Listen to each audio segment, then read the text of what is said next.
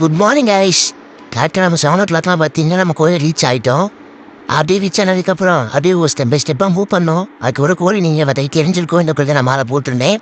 So அதுக்கப்புறம் சாமியெல்லாம் கும்பிட்டுட்டு மலை ஏற ஆரம்பிச்சாச்சு. ஆனால் ரொம்பவே கஷ்டம் கைஸ். சும்மா எல்லாரும் சொல்கிறேன்னா சொல்லாதீங்க, ரொம்பவே கஷ்டம்.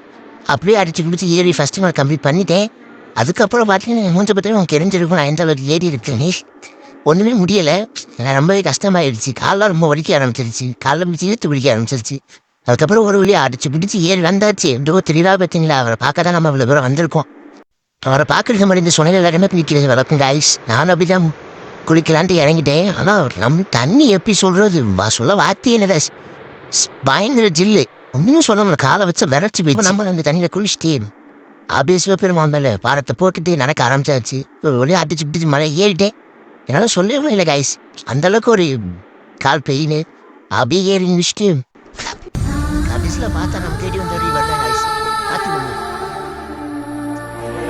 வெரி முஸ்கில் சாமியெல்லாம் கும்பிட்டதுக்கப்புறம் நிற்காமல் இறங்கினேன் கைஸ். கரெக்டாக ஒரு 2:30 கீழே ரீச் ஆகிட்டேன். ஆனால் அதுக்கப்புறம் தான் கைஸ் எனக்கு தெரிஞ்சிச்சு ரொம்பவே ரொம்ப நஷ்டம். யாரும் வந்து பிளான் இல்லாமல் போகாதீங்க.